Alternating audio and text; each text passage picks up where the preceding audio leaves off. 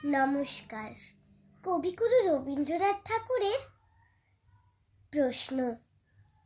মাগো, আমার ছুটি দিতে বল, সকাল থেকে পড়েছি যে মেলা। এখন আমি তোমার ঘরে বসে করব শুধু পড়া পড়া খেলা। তুমি বলছো দুপুর এখন সবে, না হয় জানো সত্যি হলো তাই। একদিনও কি দুপুর বেলা হলে বিকেল হলো মনে করতে নাই? আমি তো বেশ ভাবতে পারি মনে।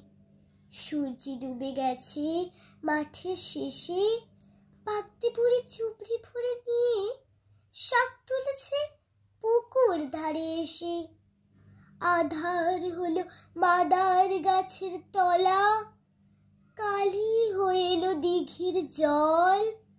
হাটের থেকে সবাই এলো ফিরে, মাঠের থেকে এলো চাষির দল।